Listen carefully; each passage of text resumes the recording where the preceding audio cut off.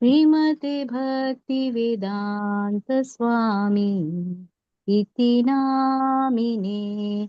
नमस्ते सरस्वती देवे गौरवाणी प्रचारिणे निर्विशेषा शून्यवादी पाश्चात्यादेशतारिणि। जय श्री कृष्ण चैतन्य प्रभु नित्यानंदा श्री अद्वैता गदाधर श्रीवासादि गौर भक्तवृंदा। हरे कृष्ण कृष्ण कृष्ण हरे हरे, हरे राम राम राम हरे हरे, हरे कृष्ण कृष्ण कृष्ण हरे हरे, हरे राम राम राम हरे हरे, हरे कृष्ण कृष्ण कृष्ण हरे हरे, हरे राम राम राम हरे हरे, हरे कृष्ण कृष्ण कृष्ण हरे हरे, हरे राम राम राम हरे हरे, हरे कृष्ण कृष्ण कृष्ण हरे हरे, हरे राम राम राम हरे हरे, हरे कृष्ण कृष्ण कृष्ण हरे हरे, हरे राम राम राम हरे हरे, हरे कृष्ण कृष्ण कृष्ण हरे हरे, हरे Ram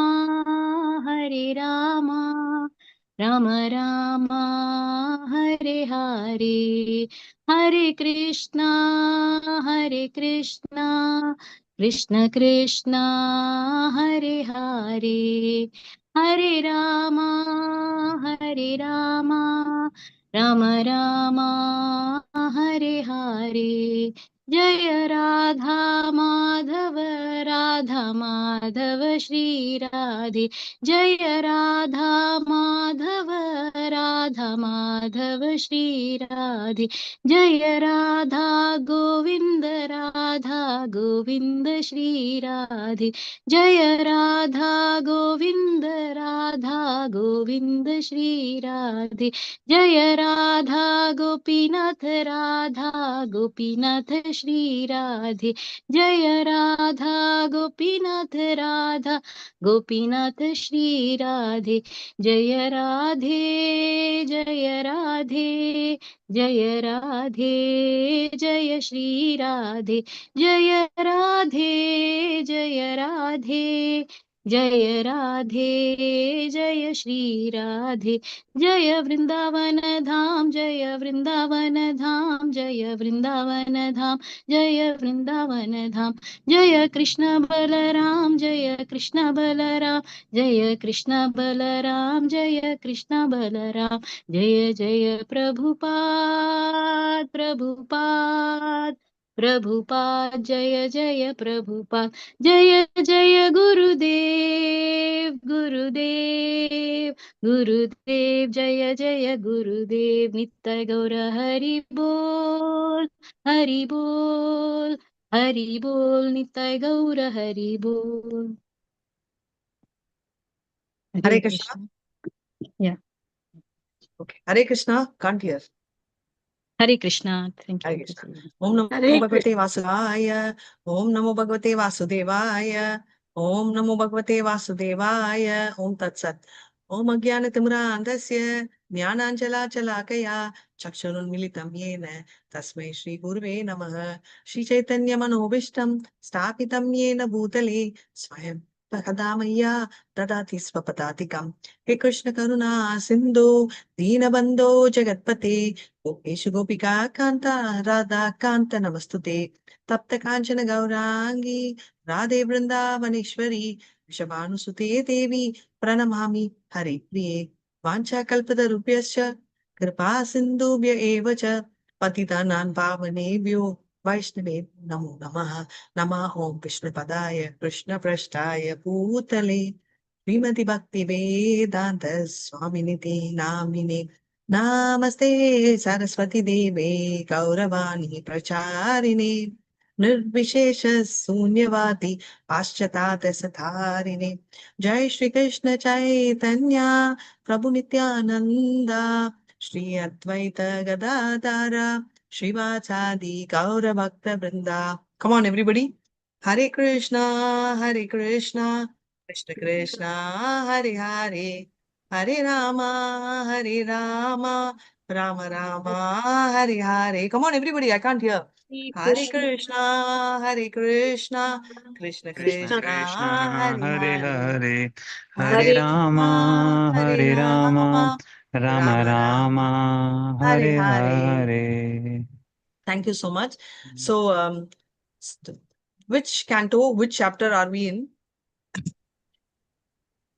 Second canto, second chapter. Canto 2, Chapter 2. Yeah. So we are in Canto 2 and Chapter 2. And what is the name of this chapter? The Lord in the heart, Why is it called the Lord in the Heart? Paramatma feature. Yes.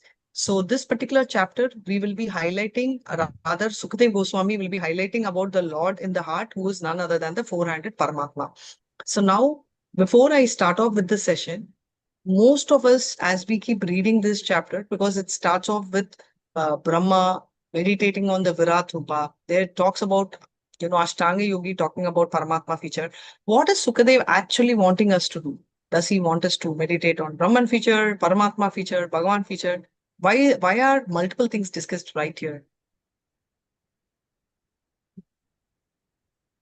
So gradual progression to devotional service. Yes, so this is one gradual progression. So does it mean that we should also start off with the Brahman feature and then elevate ourselves? For the neophytes, Aren't we how new?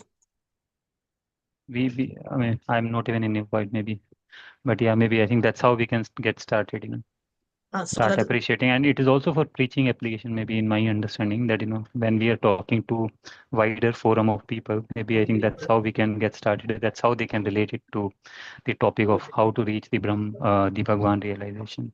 okay. So Prabhu, The different, it depends on the status of mind. As mind control increases, the concentration sorry, increases. Prabhu, depends on But the control of the mind. If the mind control is increased, Dr. the Parekh, Prabhu. I think I concentration, lost you again. it We can depends hear on him. the it depends on the control of the mind. The Depends on the mind control increases the control over the meditation and the concentration. And so, to have the concentration of a neophyte who has a great challenge of controlling mind, we suggest Virat Rupa. And subsequently, as these things change and further elevation on this platform is done, the concentration is changed from Brahman to Paramatma to Bhagavan. very Hare nice. Krishna. Manali. Hare Krishna. So all answers are really right. But actually, just to give a glimpse of it, so the previous chapter, we were talking about what one should do, what one should not do, right? This was a question which Parikshit started off with, right? So he said, what is the ultimate perfection for all human beings, especially for person to die?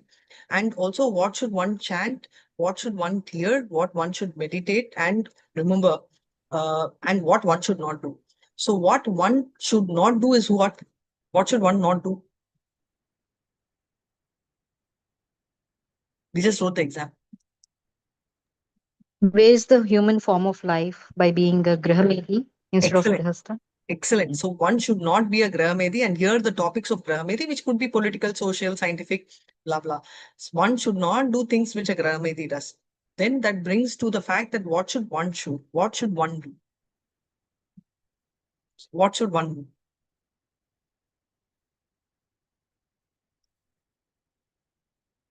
Hear about what? What should we do? Hear about the Supreme Lord. Absolutely brilliant. Be Hare a Krishna. Grihastha. Yes, so try being a Grahastha, advance ourselves, hear about Supreme Personality of Godhead, because Krishna Kada is so great that even Atma Ramas, like we said that, Atma Rama Muneo Nirgrante api Urikrame Kurvanta hetu kim bhaktim hitam bhuto guno harihi. Even people like Sukadev Goswami, who are completely satisfied soul, do get attracted because the glory of Krishna is so powerful that it attracts every person. Now, parking this on one side, then we are going to talk right now about Virat Roop. Now, has there been any proof of anyone doing Virat Roop is what we saw in the first verse, where whom does he say that he did Virat Roop meditation and revived his lost conscious? In the first verse of this chapter. Vyasadeva. Vyasa did not do Virat Roop, Prabhu. No, not Virat Roop. Mataji. I think it was mentioned that, person who have lost consciousness, they should focus on the Virat Roop to Correct. regain the lost consciousness. Yes. So who, and a particular example of Lord someone. Brahma, Lord Brahma. Excellent. Lord Brahmaji, who recreated this universe, originally meditated on the Virat Rupa. So based on that, he regained his lost consciousness of forgetfulness. Now, the classic example is, if Brahma could do, so can we. So Krishna, now when I say we does not refer to devotees. Now, as Prabhu said, are we neophytes? Are we below neophytes? Definitely, one thing is clear. At least to my knowledge, most of us are not advanced devotees, right? And sorry, I'm talking on behalf of all, because if we are all advanced devotees, we will not be here. We will all be in Goloka Vrindavan. So since that is not the situation, I assume and infer that we are all wanting to be devotees. So we will all be working towards becoming a pure devotee. So we are in a different bucket list.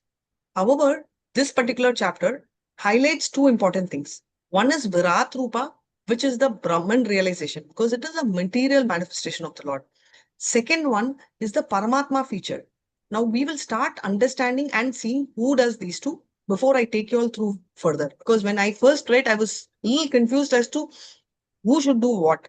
So for an attached yogi, so for an Ashtanga yogi, the best thing is he will start off with Virat Rupa meditation because he can focus. And for an advanced yogi, right, who is an unattached yogi, he will focus on Paramatma meditation. By focusing on this, gradually he will someday reach the Supreme Personality of Godhead, the Bhagavan realization. So typically this is the path of yogi, right? So, and as Pran Chaitanya Prabhu told in the first class, Srimad Bhagavatam is for all kinds of people. Atma Rama can be anyone. It could be someone who talks about Aham Brahmasmi, Aham Brahmasmi. We don't fall under this category.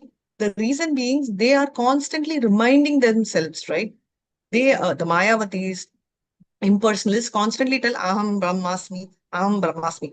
Let me just take a small example, right? I'm pulling in Dr. Parikh Prabhu, for example.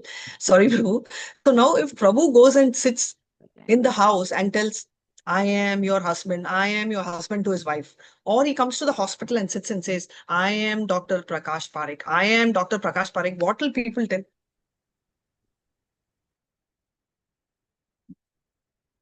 If he's just going to tell, not do anything, what they will tell? Maybe Prabhu, he's they've- gone mad. That was nice. Maybe Maybe he's in gone. crude terms, sorry. Yeah. Or I'm sure Mrs. Parikh will tell that enough of you telling I'm your husband, now behave like one. And the same thing when he goes to the hospital and he says, I am Dr. Prakash Parikh. He will tell, okay, doctor, enough of telling. We understand you're Dr. Prakash, but please act. Somebody is dying, please save. Yes or no? Practically, doctor is not there. Where did doctor go away? I don't. So this is what is going to happen. So by understanding and realizing that he is the husband of so-and-so and doctor with a particular role is not sufficient. He has to act. Otherwise, like how Mahesh Prabhu thought, either people will think they are mad or they will think everybody will give him a piece of his mind. So that's a typical role of the impersonalists where they keep telling themselves reminding themselves what they are. Right. Now, in that category of the neophyte, they feel the topmost is Virat Purta because they want to see something big. So the impersonalists also do that. The yogis also want to see the magnified, glorified version, how they can relate that as the topmost, right? So this is one. But for a Bhakta strongly believes in action. Whatever he does, whether he chants, whether he thinks, he doesn't say, Krishna, I know you're the supreme personality. He doesn't do that. He goes and does something. He wants to be the servitor, which is why they say that Krishna, when it comes to a devotee, there's a very clear shloka, right? Salokya sa amipya savshti sarupya ekatvam apyuta dinamanana grinnanti dinamat sevanam janaha. If you're not giving me seva, I don't want it, only is telling. That is the glory of the devotee. So the speciality of the devotee is he wants to serve, and that's the highest. So he understands Bhagavan. So the reason I am not getting into this discussion and going in depth of a particular concept is the particular understanding is for elevation of an impersonalist and for an yogi, for an attached yogi and for a detached yogi, not for a bhakta, but as a so Sukadev Goswami says, I recommend this because this also yields purification. Eventually, Virat Rupa is also Krishna, though it is his materialistic version. Brahma got liberated like this, and this advice is not for us. This advice is for a category called the impersonalist and the second category called the yogi. We are bhaktas, whether we are junior bhakta, sub-junior bhakta, senior bhakta is different, but we are in the bucket of bhaktas. So that is the thing. So we are believers in action. But however, for people who are non-believers of action, they are recommended to follow this path because gradually they'll get purified. So I thought I will set this foundation before we start off with the session. Does that make sense? What I said, and can we get going? Yes, Mataji. Yes, Mataji. Yes. Yes, Right. Mataji. Thank you so much. Prakash Prabhu, we had a lot of fun at your cost. Sorry for that. So, Hare Krishna, Mataji. Hare Krishna. So the first one talks about Virat Rupa and Brahmaji appreciation. 2nd to 7th verse talks about how Karma Kanda is rejected. So typically till about 6 verses he completed. What he spoke in 3 to 6 verses, how an intelligent person will work only to maintain his body and to keep his soul together. Right? He will worship the super soul to achieve liberation. He will not overdo. Unlike people like us who slog for 12 hours, don't have sleep, become tired and sort of doze off during a session and work for nothing.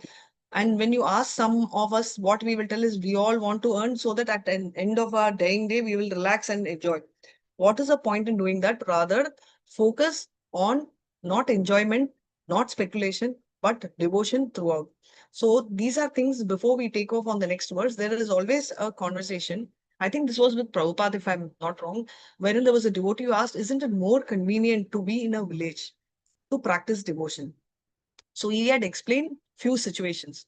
He said, there are people who are in the village, but yet they are craving to come to city.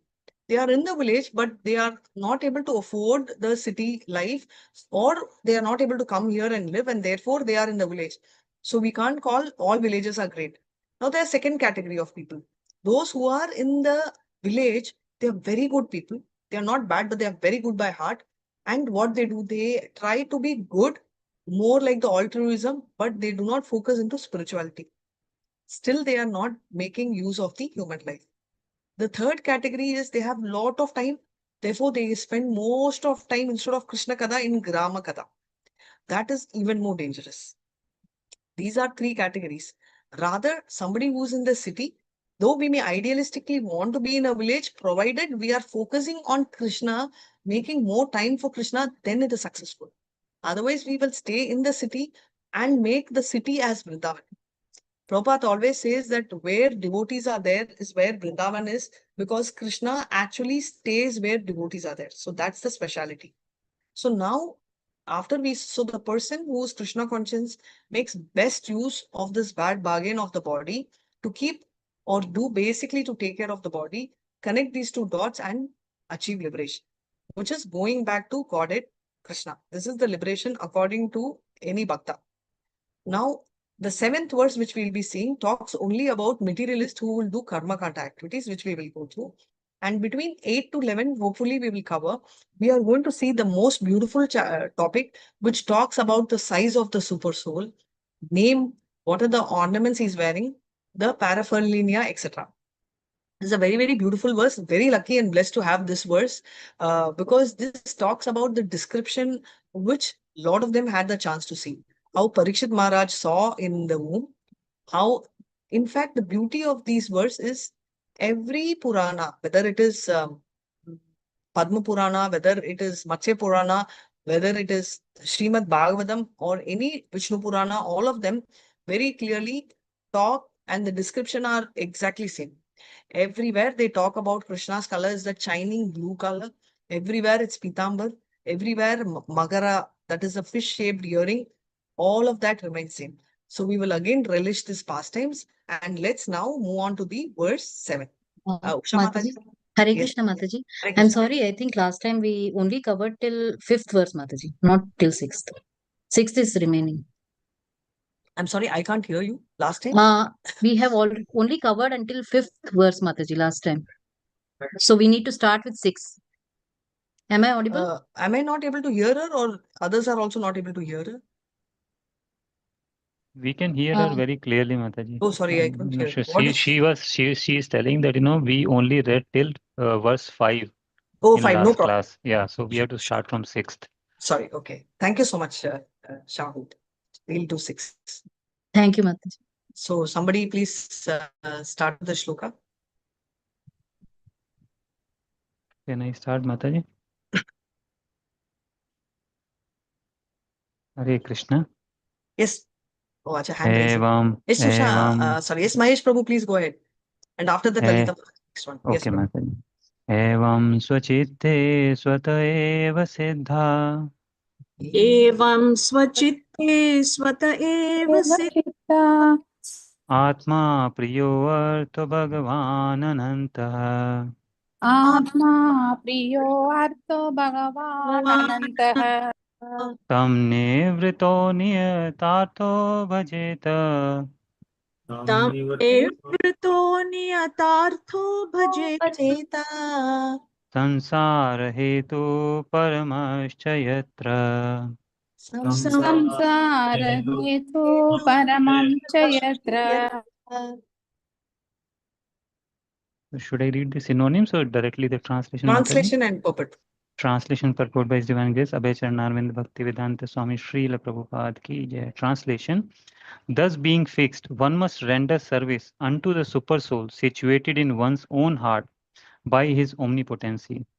Because he is the almighty personality of Godhead, eternal and unlimited, he is the ultimate goal of life.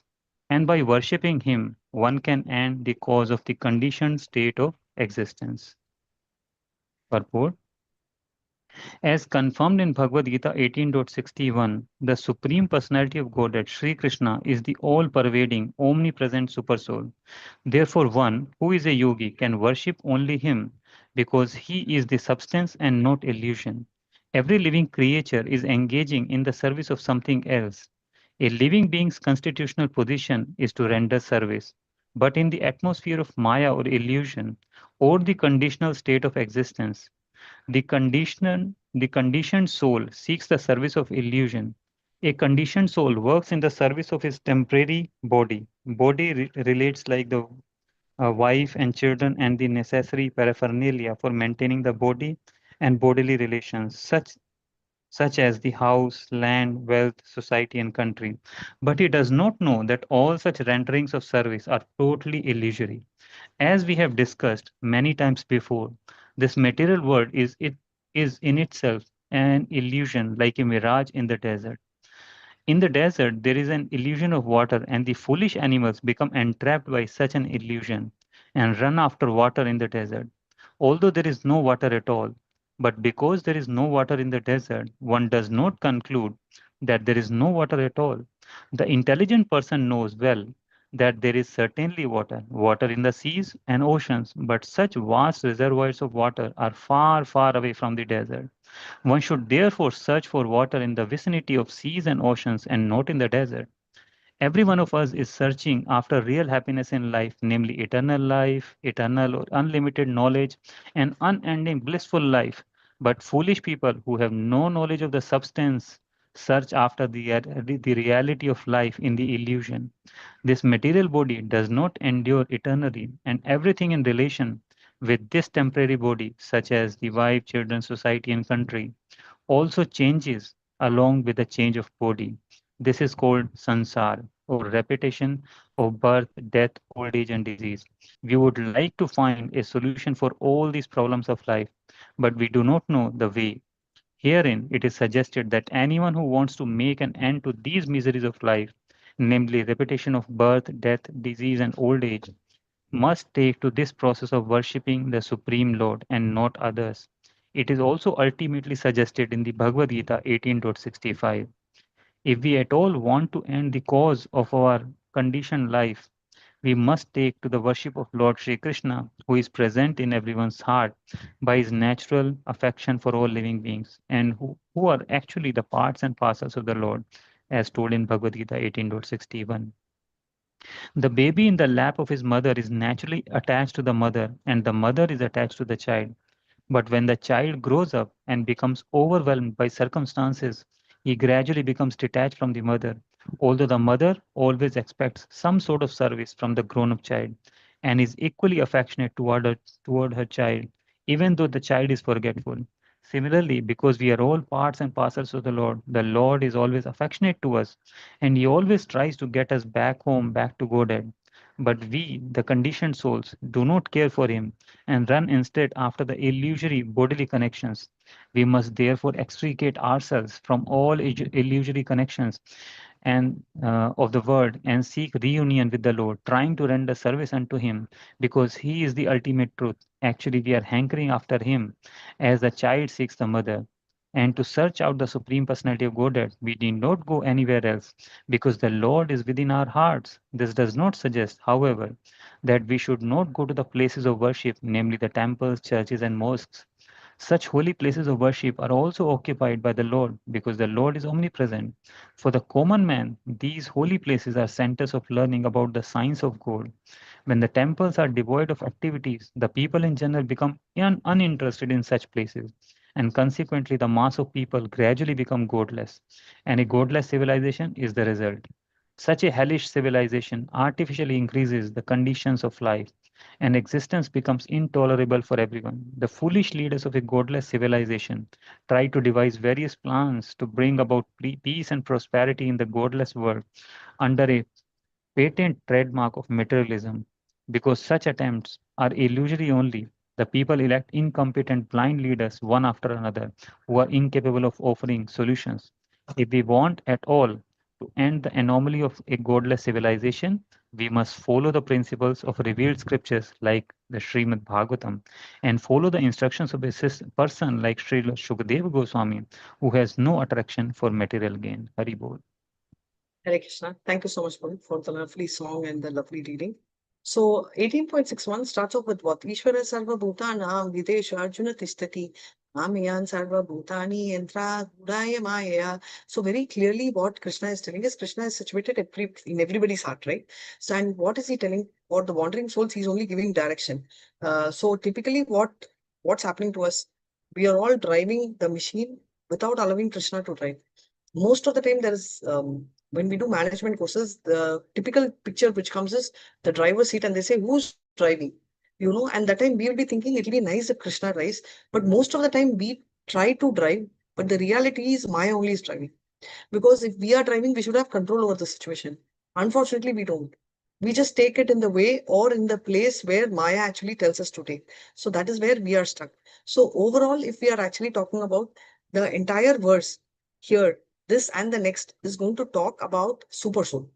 Now, one more thing, if you see in Bhagavad Gita in the second chapter also, we would have seen that Krishna's faces are everywhere, hands are everywhere, legs are everywhere. Clearly tries to establish the fact that Krishna is a person. Right now, he may do something with another part. For example, if you say in Brahma Samhita, What does Brahma say? Angani yasya sakalendriya vritti manti, pashyanti pati kalayanti chiram jaganti, ananda chinmaya sadujvala vigraharsya, govindamadi purusham tamaham bhajami. So Krishna is capable of doing various things as various parts. Example, he will eat with his eyes, which we can't do. That is a specialty because he does not have material eyes like us. So all his parts are capable of doing all other functions. Irrespective of that, why is he called omnipresent, omniscient? Is because he's physically present in all places at the same time. He has his hands everywhere, he has his eyes everywhere. That shows his supreme personality of Godhead, and he is a person. Because someone who has eyes, ears, hands definitely clearly denotes he's a person, right? So now if one worships the super soul, who won't worship? Now it's so clear, right? So by worshipping Krishna, not Krishna, Paramatma here, one's ignorance is completely destroyed. In such a case, why would someone completely reject bhakti? So the person who rejects bhakti will be a person who's an absolutely gross materialist. He loves things. He loves not the people, the so-called people whom we saw as the fallen, foaming bubbles, right? We saw in the previous chapter where we are believing on the strength of our body, our children, our relatives, our wife, all of this, which are going to be like foaming bubbles. So when there is a bubble, it just stays for a second and goes. Same way here, the analogy what they are giving is in a desert, we call it mirage. At a distance, we see there is water. As we go closer, there is no water. This doesn't mean the water doesn't exist. People will not imagine something unless there is an existence of that. Maybe we don't have access to that. So now what we are trying to tell is searching for water in the desert is stupidity, but we should still search for water, but where? So same way, if we are talking about being in this material world and looking for eternal happiness, it is stupidity. But that is existing. We will not dream of something which never existed. One more analogy which is given here is like the mother and the child, right? Child thinks mother is the best. All of us, when we were small, we used to think, oh, my mom is the most beautiful person. The mom is the most intelligent person. Yes or no? How many of us thought like that when we are small? Only me. Yes, Mataji. Yes. Mataji. Thank you, Hare Krishna. And what happens over a period of time, we completely forget. Most often, I always tell for women, at least for women, I don't know about men, for women, immediately after marriage, they will start remembering the mother. Oh, my mom, right? So this thought will come for most women from what I have heard. So the point is, same way we are hoping that, but the mother keeps thinking every day. Like typically when we are talking about when the child is 1 year, it will always be holding on to the mother, 2 year, 5 year, 10 year. But as the girl or the boy enters the teenage, slowly he will start leaving, he or she will start leaving the mother's hand. But the mother will be in a hope that this child will come back, come back. She will be constantly thinking of the child because her relationship and her thought has not changed. But the child is engaged in so many activities, it has changed. This is the classic role of Krishna. So Krishna's thought towards us has not changed even a second, even a moment, even reduced by an iota. Problem is with us, lies with us because we have forgotten Krishna and we are constantly thinking of everything other than Krishna. So this is exactly what he is looking for, that someday we will come back to him. Unfortunately, with current leaders, we have gone into godless civilization. I also told that we were living, that was last month, now I've shifted, in an apartment where they say secularism, and in the name of secularism, there are no temples, there are no churches, there are no mosques. Technically, there is no God, right? So we are moving into a typical godless civilization in the name of secularism, right? So if we actually want all of this to end and have a proper thing, then we should start following the principles which are as laid down by Sukadev Goswami in Srimad Bhagavatam. So this is what all this verse is. And the next verse also talks about same Paramatma. So let's go ahead and Lalita Mataji. So sixth verse summarizes that being fixed, right? How fixed? We saw that in fourth and fifth. One worships supreme person, the super soul in the heart, one can achieve liberation. Now you will tell, Mataji, Paramatma realization is the second level. How will he? Because he'll gradually elevate to himself to that level. So that is what we will be seeing in the subsequent verses. Verse 7. Hare Krishna. Hare Krishna. Kastan panadritya paranuchintan Kastam Kastam Vidite paranuchintam. Rite Pashun Asatim Nama Kuryat. Rite Pashun Asatim Nama Kuryat. Pashyan Janam Patitam Vaitaranyam. Pashyan Janam Paritam Vetaranyam. Swakarmajan Paritapan Jushanam. I don't know how to say. Swakarmajan. Karmajan paritapan jushnam. Mataji, I'm saying no, Mataji, please wait. Swakarmajan Paritapan Jushanam. Karmajan Paritapan Jushanam. Should I continue, Mataji? Translation and purport. Yeah, Hare Krishna. Translation and purport by His Divine Grace Srila Prabhupada ki jai. Who else but the gross materialist will neglect such transcendental thought and take to the non-permanent names only, seeing the mass of people fallen in the river of suffering as a consequence of accruing the result of their own work. Purport. In the Vedas, it is said that persons who are attached to demigods to the exclusion of the Supreme Personality of Godhead are like the animals who follow the herdmen even though they are taken to the slaughterhouse. The materialists, like animals, also do not know how they are being misdirected by neglecting the transcendental thought of the Supreme Person. No one can remain vacant of thought. It is said that an idle brain is a devil's workshop, because a person who cannot think in the right way must think of something which may bring about disaster. The materialists are always worshipping some minor demigods, although this is condemned in Bhagavad Gita 7.20. As long as a person is illusioned by material gains, he petitions the respective demigods to draw some particular benefit, which is after all illusory and non-permanent. The enlightened transcendentalist is not captivated by such illusory things. Therefore, he is always absorbed in the transcendental thought of the Supreme in different stages of realization, namely Brahman, Paramatma, and Bhagavan.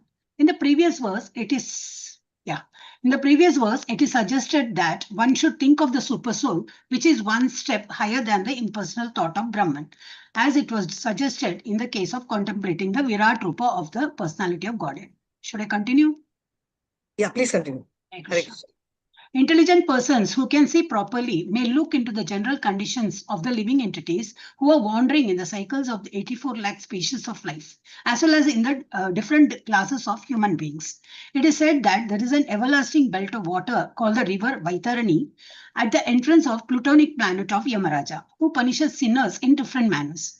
After being subjected to such sufferings, a sinner is awarded a particular species of life according to his deeds in the past. Such living entities are as are punished by Yamaraja are seen in different varieties of conditioned life. Some of them are in heaven and some of them are in hell.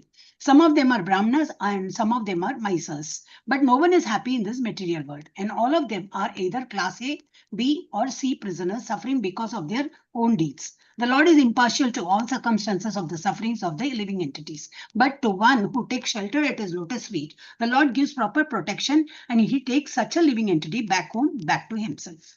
Hare Krishna Mataji, thank you so much. Hare Krishna. Thank you so much. Nicely sung. Nice readings too. So we are talking about gross materialists. What he does, he completely agrees. So what are transcendentalists? Vadanti tat tattva vidas tattvam yajnanam advayam brahmeti paramatmeti bhagavaniti saptyati. We saw this, we read this, we learned this in the, when did we do? Hare Krishna. First Canto, second chapter, 11th verse. Second chapter, 11th verse. Correct. So we saw this in the first canto, right? I think second chapter. 11th verse. Yeah, so that much memory I don't have, which verse though, but I can tell we read this because orals we finished. So there are all three categories are transcendentalists. So now we had this query with Pran Chaitanya Prabhu. Then what about karma kandis? They are not transcendentalists for sure because they are still attached. Now, are impersonalists transcendentalists? Yes, they are because they are detached. Now, their objective could be to escape from the world, but at least they are detached. They are not stuck. They are stuck into samsara in the sense that they are still detached. They want to run out of samsara. Their approach may not be the right approach, or rather they will learn the right approach later, but definitely they come under the category. So are the Ashtanga yogis because they are completely in the state of having mind control, at least attempting to mind control. and all the materialistic desires they have done with.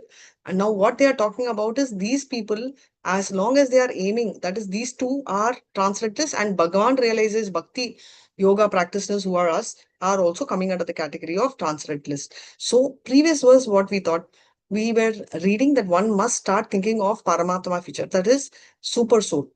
Definitely that is one step, one notch above impersonal thought of Brahman, right? And in which case it was said that one has to start contemplating on Virat Rupa of Krishna. So very clearly, 84 lakh species, all of them, we will all be shifting from one to another. And what happens, like how they have, I think among Christians and Muslims, they have what's called the Judgment Day. In that case, so basically for us, judgment is throughout life.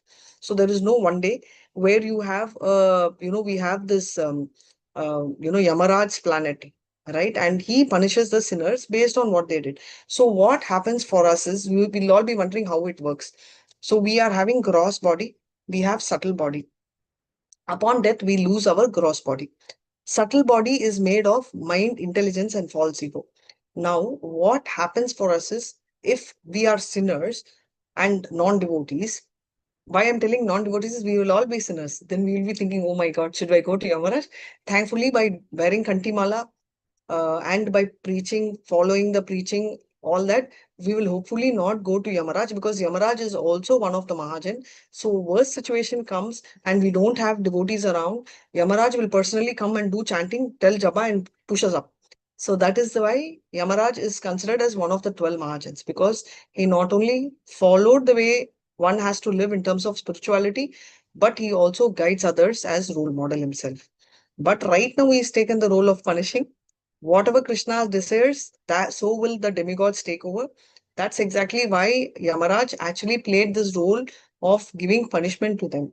So based on the mistake they are doing. So now gross body is what sees pain, right? See, I have pain in my hand and all that. How will a person suffer? How can you experience a pain? Because we are talking about so many, we're talking about 28 hells, which are in chapter 26 of Canto 3, as explained by our Kapila Muni. So how will we experience pain if we don't have body?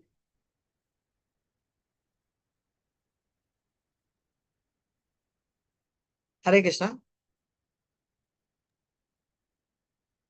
I don't know if I'm not able to hear anyone or everybody's silent. We will be given Yatana Sharira, Mataji. Excellent. We will be given an alternate Sharira, which is little more grosser than our subtle body, but subtler than our gross body. This particular body does not die, but it can experience heat, cold, pain, trauma, depending on what we are doing, we will experience that. And that's, they will tell, no, I can't live, I can't die. That is a dialogue here in the material world, because in the material world, we will do. Material world as in on our earth. Whereas actually that will happen in hell. A person can neither die nor live, but has to go through the trauma. So this is the situation. And irrespective of wherever we are now, hell could be a C-class prison, Earth could be a B class, a heaven could be A, but needless to say, all are prisons and nobody wants to stay in the prison. Therefore, the best thing in all situation is to take the lotus feet. That is why Krishna is concluding by saying, Sarvadharmam parityaja mam ekam sharanam raja aham tvam sarva papebhyo moksha ikshami masucha. Whenever we tell the shloka, immediately most of them, right? I'm talking about materialist, non-materialist, grahasthas, all of them tell one shloka. Immediately they'll tell karma nevadhikaraste ma paleshu katachana ma karma palahetu ma te karmani swakarmani. Immediately they'll tell, see, second chapter, Krishna is telling you have to do your karma. But I would always say that in my school as well, when I was in first standard, my teacher taught 2 plus 2 equal to 4, which was my probably UKG or first standard lesson. Am I sticking to that for the rest of my life? Yes. But do I stick only to that? No. Because as I graduated to second standard or third standard, they also told me 2 into 2 equal to 4. And as I came into seventh standard or so, they told me 2 squared is equal to 4, which means that we will actually be upgrading our knowledge and taking the version of what is actually told, right? So when there are 10 lessons taught and the final conclusion is there, we will always take the strength of the conclusion which is said at the end. So Krishna's last strongest conclusion statement is 18.66, which says Sarva Dharmam Parityaja. But for people like us who can't do, he's also talking about karmic activities where you can give up the results of the activity and focus on karma yoga. Definitely 18.66 beats whatever verses were said in the earlier chapter, because that's a final verse spoken by Krishna in Bhagavad Gita. However, since we cannot do that, we cannot artificially go, we will become Nityachara. We are following the current process. So irrespective of whatever we are in, we are going to be stuck here. So the only way for us to get out of it is to focus on the Supreme Personality of Godhead. So therefore, we saw the two verses, which is 6 and 7, which talks about why one should worship Supreme Super Soul Paramatma, because one's ignorance is destroyed. Then in spite of that, why he does not worship or take Bhakti Yoga and instead sticks to Karma Kanda is because he's such a gross materialist that he's so stuck in materialism that he does not want to think beyond that. Yeah. So with this, let's move to the most favorite chapter and verse which I'm looking, the 8th verse onwards. Hare Krishna. Hare Krishna. Hare Krishna. Please go ahead. Hare Krishna. केचित् स्वदेहान्तरहृदयावकाशे केचित् स्वदेहान्तर्हृदयावकाशे प्रादेशमात्रं पुरुषं वसन्तम् प्रादेशमात्रं पुरुषं वसन्तम् चतुर्भुजं कञ्जरताङ्गशङ्ख चतुर्भुजं कञ्जरताङ्गशङ्ख गदाधरं धारणया स्मरन्ति गदाधरं धारणया स्मरन्ति. Synonyms. Translation. Okay, translation. Others conceive of the personality of Godhead residing within the body in the region of the heart and measuring only 8 inches, with 4 hands carrying a lotus, a wheel of a chariot, a conch shell, and a club respectively. Purport. The all-pervading personality of Godhead resides as Paramatma in the heart of each and every living entity. The measurement of the localized personality of Godhead is estimated to expand from the ring finger to the end of the thumb, more or less 8 inches. The form of the Lord described in this verse, with distribution of different symbols, beginning from the lower right hand up and down to the lower left hand with lotus, wheel of a chariot, conch shell, and club respectively, is called Janardana, or the plenary portion of the Lord who controls the general mass. There are many other forms of the Lord with varied situations of the symbols of lotus, conch shell, etc., and they are differently known as Purushottama, Achyuta, Narasimha, Trivikrama, Rishikesha, Keshava, Madhava, Aniruddha, Pradyumna, Sankarshana, Sridhara, Vasudeva, Damodara, Janardana, Narayana, Hari, Padmanabha, Vamana, Madhusudana, Govinda, Krishna, Vishnumurti, Adhokshaja, and Upendra. These 24 forms of the localized personality of Godhead are worshipped in different parts of the plenary system, and in each system there is an incarnation of the Lord having a different Vaikuntha planet in the spiritual sky, which is called Paravyoma. There are many other hundreds and scores of different forms of Lord, and each and every one of them has a particular planet in the spiritual sky, of which this material sky is only a fragmental offshoot. The Lord exists as Purusha, or the male enjoyer, although there is no comparing him to any male form in the material world. But all such forms are Advaita, non-different from one another, and each of them is eternally young. The young Lord with 4 hands is nicely decorated as described below. Hare Krishna. Hare Krishna. So the Lord, the Paramatma of our heart, measures somewhere like this. Can't close this finger. You know? This, should be 8 inches, something like this. 8 inches is the measurement of Paramatma, Krishna in the heart, who's Paramatma. And 4 hands, he has Kanja, which is the lotus, Ratanga, Sankha, and Gada. So based on the Sankha, Chakra, Gada, Patra, so based on that, right, the classifications, or rather, keeping those in different orders, about 24 Krishnas are coming in. That is 24 names which are prayed by different people, like and each of them are called Vaikuntha in the spiritual sky. Spiritual sky is called Paravyoma, and in Paravyoma there are multiple Vaikuntha planets, and in each Vaikuntha, one of these deities are the predominating deity. And people over there worship that particular predominating deity, and therefore the Lord actually is none other than Purusha, right? Everywhere he is a Purusha, which means Purusha means what? What do you mean by Purusha? Enjoy. Enjoy. Excellent. Enjoyer, right? The only Purusha is Krishna, and therefore there is no one equal to him in the material world as well as elsewhere.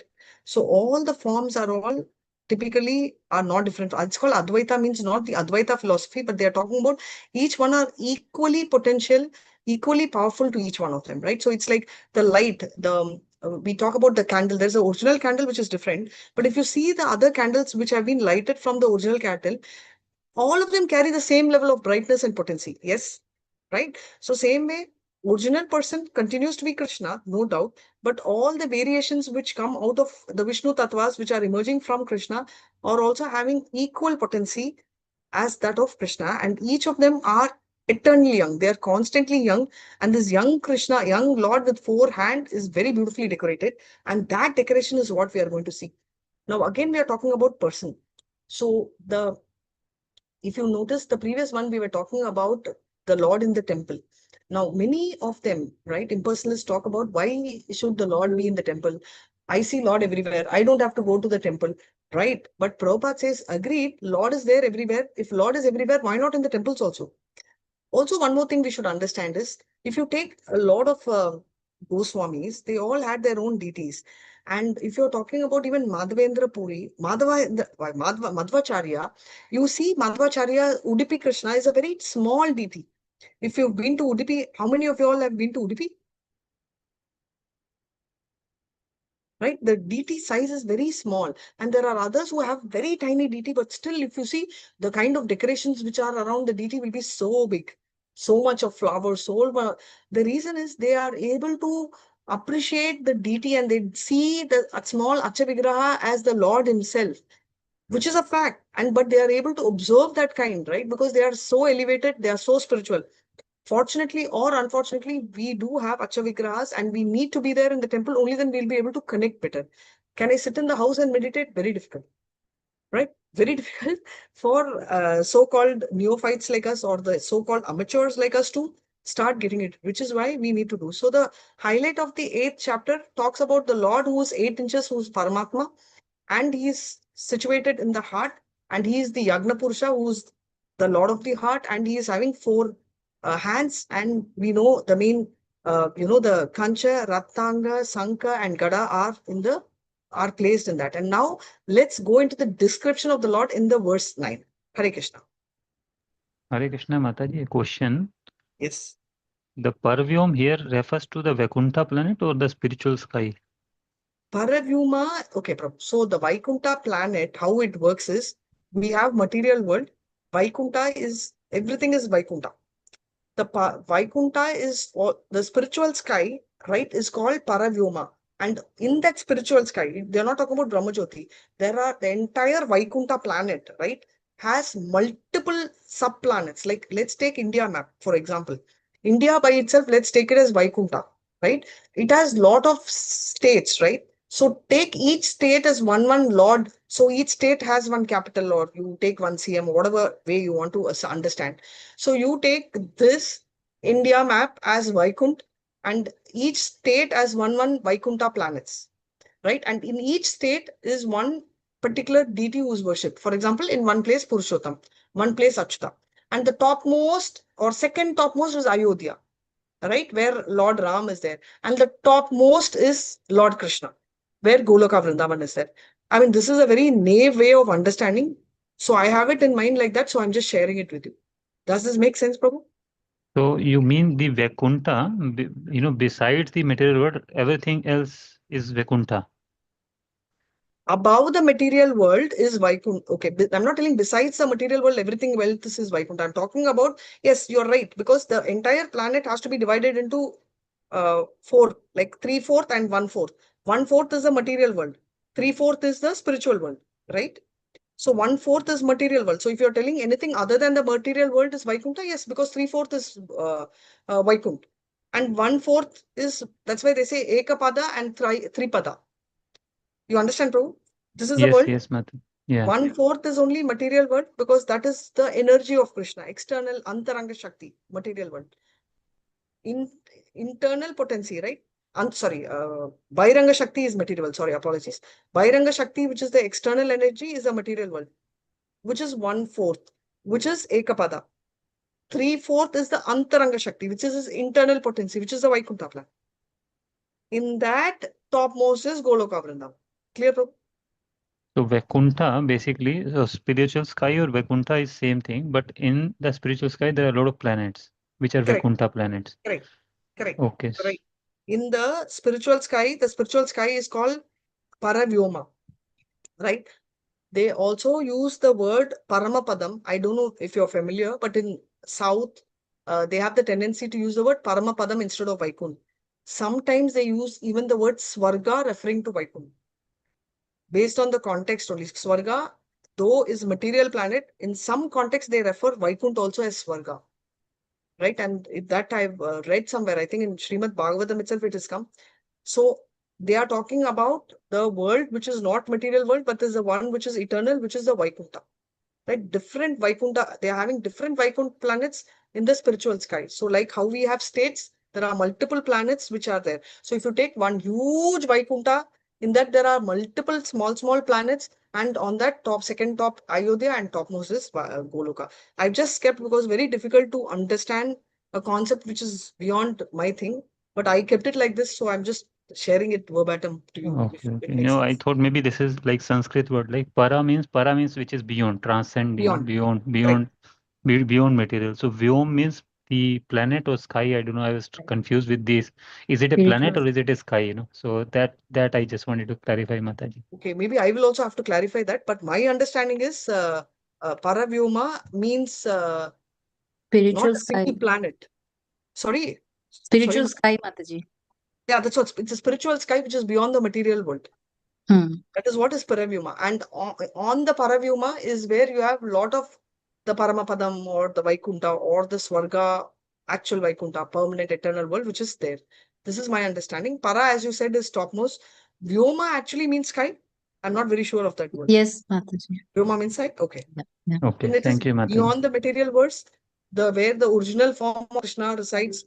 I mean, all of them, all the versions or variations of of Krishna or the Vishnu Tattvas exist there. By practicing Bhakti Yoga, one will go there, but will not stick to the energy as the Brahman realization, but will enter one of those planets.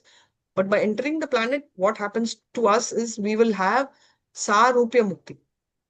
Right. By having Sarupya Mukti, what will happen? We will start appearing exactly like him, except for two things which we will not have. What are the two things we will not have? We will look exactly like Krishna in all these Vaikuntha planets, including four hands, including all of the disc and all of that we'll have. But what are the two things we will not have? Kastubamani. The Kastubamani. Excellent. One is Kastubamani, other one? Shrivats. Shrivats. Kastubamani and Shrivats marking we will not have in the it will not be present. So that is a clear differentiator. But otherwise, our appearance and all of that is going to be the same. Now let's dive and see if we go there, what will be our appearance. And if we don't go there, still what will be the appearance of Krishna over there and everywhere is what we are going to see in the next verse. And let's go to the next verse. Hare Krishna Mataji, one question. Yeah, please go ahead. Not related to this, Mataji, shall I ask? Yeah, please go ahead and ask. If I know, I will answer. Mataji, that among the 5 Mukti, Mataji, 4 Muktis are there, no, Mataji? Yeah. So if one gets those 4 types of Mukti, they will be reaching the Vaikuntha planet only, no, Mataji? That's right. But why, devotees will not like, because there also Seva will be there, but in 2 rasas, only in Shanta Rasa and Dasya Rasa. Yes, but 2.5 rasas. Why devotees will not even like any of the Mukti? Why they will say like that, Mataji? So it is like this, Mataji. So let's say that I'm coming to your house. Just take an example, right? So even though you are, okay, forget me coming to your house. Let's just take your own house, right? In your house, Your husband will enter your house. Your children will enter the house. Where do they go? They go everywhere, right? They will go to the kitchen. They will go to the puja room. They will go to the hall. They will go everywhere. So will you in your house? Yes or no? Yes, Mataji. So now, assuming that you like me so much and you will, you invite me to your house, and I'm assuming that I also will have the liberty to go to all places in your house. Yes?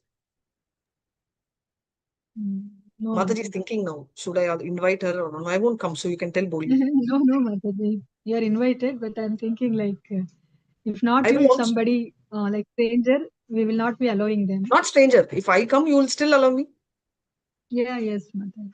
right? Now, if a stranger comes, what you will do, depending on the extent of stranger, you will you will draw your boundary. If the person is totally unknown to you, you will keep the person outside your door. If you know the person little bit, you will keep the person at your door or maybe at your living room, in the hall, and send them off, right? Practically. Now, even if the person is a guest recommended by someone, you will still probably accommodate the person in one room and still send the person off, feed the person and send off in one day or so. So the point is, for Krishna, what happens? I'm just explaining. Take like that. All of us, right, are like family, like your husband, children, how they have the liberty to go inside the house. To an extent, like me also, where you may still invite me and allow me to go inside the house, are the devotees. So Krishna, depending on the intensity of the devotee, he will give, you start feeling at home, right? Whereas he does not feel the same for a jnani or for an Ashtanga yogi. So jnani or an Ashtanga yogi will be kept at the door or at the living room of Krishna, which is the Vaikuntha plane, right? So now you tell me, what will you like? Would you like to be at freedom going back? All of us, wherever we go, whether it's official, whether it's personal, we always want to go back home. Why? Because we have complete freedom to do what we want and a sense of belonging. Yes or no? Yes, Right? Mataji. That is a feeling which we will get only in Goloka. So now with that choice in hand, why would any of us want to go to Vaikuntha and just serve and be in one of those things? You will have opposite. You are going to have everything in Goloka as well. You will have opulence. You will have the beauty of Lord. In Goloka, I heard all of us are going to be the bluish color of Krishna we will get. The big eyes, all of that are going to happen for us too. But our focus is not there. But here they are having the focus more around that, around the power potency of the Lord, on the quantitative aspect of the Lord. Here we are into the prema, the lovable potency. So here the greatness of the Lord is what they like, the Narayana. Which is why if you see here, you see all of them in Narayana feature, they will all be like this, including Lakshmi will be pressing the foot of Krishna, Narayana. Whereas if you see in Goloka, Vrindavan, Krishna will be plaiting Radha Rani's hair. He will be standing like this among the cowherd boys. He will be, catching the leg of Balaram Dahu. He will also be doing seva for the friends. He will also be receiving seva on an equal platform. Right. And if you see the relationship of Arjuna and Krishna, they keep teasing each other. We saw that, right? He says, hey, you are, like how we will tell a friend, hey, fraud. Like that, they keep telling, yeah, you're the person who always speaks the truth. And Arjuna doesn't tell that as a statement. He tells it in a very sarcastic and in a very hilarious tone, right? So the reason, if you see, and he also justifies it with the shloka, he says that later. He says that Tasmat pranamya pranidaya kayam prasadayatvam ahmishamidhyam piteva putrasya sakeva sakyu priya bhasiyeva sodum. That means what?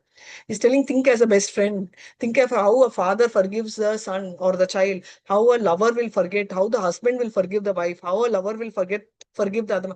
Think of me in that relationship, he's telling, which means that these relationships are supposed to be the innermost core relationship for everybody in their life, unlike a visitor or a guest. Agree?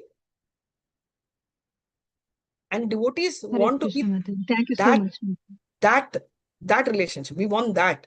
We want to relate to Krishna in one of the 5 primary rasa. Secondary rasas will come. That is not our focus. We will still, wow, we will tell like Arjuna. But we want one of those rasas, and we have one of those rasas. Since we have those rasas, we want to claim that back, and Krishna wants us to claim that back. The only difference is Krishna is so possessive, so possessive. Like we tell, no, newly married, my wife is so possessive, my husband is so possessive. Krishna is ever new, no, ever young. So he's eternally possessive. Like how a newly married girl or a new lover, guy or the girl, they get very possessive when you talk to someone. Krishna also gets very possessive. Look at me. I am there. Look only at me. Why you're looking one side at your husband, one side at your wife? Am I not good enough? That is the feeling he has. Once you feel he is good enough and you look at him, then he is all yours. So that all yours is what we want to take. Just like how Krishna wants to grab us, we also want to grab Krishna. But right now we are still not ready to grab Krishna because our hands are full with a lot of relatives commitments. So we want to leave, we want to grab Krishna. That grabbing does not happen in the Narayana feature. The grabbing happens in Golaka, Vrindavan. What you want to do is different, but devotees want that grabbing and to be grabbed. That is the reason. I hope I'm trying my best to give my best shot. Yeah, thank you so much, Mataji. Very well explained, Mataji. Mataji, one more doubt related to this only, Mataji. Just Sorry? like we will be having which type of body, Mataji? Like if you go to Goloka Vrindavan, because in Vaikuntha, other planets, it will be like Narayana feature, 400 feature. But in Goloka Vrindavana, we'll be having our own like original our original form spiritual over bodies, there in Mataji. Yes, Mataji. I read somewhere in Srimad Bhagavatam only, though I don't remember the canto, but I remember very well the content. We will also have the bluish body of Krishna, the same tinge of blue. We have a two-handed form in Goloka. We will have big eyes. We will look young. Our ages are classified according to we are permanently stuck in that age, whichever age we are, depending on our, what is that, rasa, right? So if someone is in the Madhurya rasa, they will have that kind of age, typically 12-ish. Typically someone who's in the Vatsalya Bhav, but it will eternally be 12 to 14. If somebody is in Vatsalya Bhav, will eternally be in that particular age. They will not outgrow, like how we are all outgrowing every year, unfortunately. There we will not outgrow. We will be constantly in that rasa and we will be serving in that rasa. That is what I read, and it is in Srimad Bhagavatam. I'm not very sure where it comes, but surely comes in Srimad Bhagavatam. Okay. Thank you very much, Mataji. Sorry for deviating you. No. I'm also relishing. This is all part of the same thing only, so it's not a deviation. Hare Krishna, Mataji. I have one question, Mataji. The 24 Vaikunthas that we just saw, right? 24 plenary portions. So this is only related to the Paramatma feature of the Lord, right? This is related to people who want to reach Vaikuntha by not only praying Paramatma feature, but also for people who want to only go to Vaikuntha. See, Mataji, Vaikuntha feature, there are one set of people who will want to go only to Vaikuntha. They will not want to go like how, what should I tell? Anjaneya wants to go only to Rama, though Rama is two-handed form, and Prahlad wants to go to Narsimha. This 24 talks about people who want to go to one of these forms. Your doubt is, will they be focusing on the Paramatma feature and will they get liberated? Is that your doubt? Yes, Mataji. Here we are talking about like focusing on Paramatma feature, right? So my question is like this 24 Vaikuntha planets based on which is the residing Lord. Yeah. So it is decided based, it is the destination of the people who are focusing on Paramatma feature, right? I mean, Mataji, meditating. the destination of people focusing on Paramatma does not take you directly to Vaikuntha. The focus of Paramatma, okay, so Virat Rupa focus does not take you directly to the material. It still keeps you in the material world because it's a Virat Rupa, but it still purifies you to go to the next level, which is the Supreme Personality of Godhead feature. We will see more of that in verses 12 to 14. What happens is attached yogi will focus on Virat Rupa. Okay, he's here. Now, unattached yogi will focus on Paramatma feature. Now, from Paramatma feature, he does not go to Vaikuntha. From these two features, maybe we will wait till 12 to 14 verses which comes. What happens is they will get purified to see the Bhagavan feature. Now, you may ask, oh, Bhagavan feature then will only be two-handed form Krishna feature. I am not saying yes or no right now because Bhagavan feature, not everybody wants to go to Goloka, no Mataji. They will want, some of them will like to go only to the four-handed Narayana feature itself.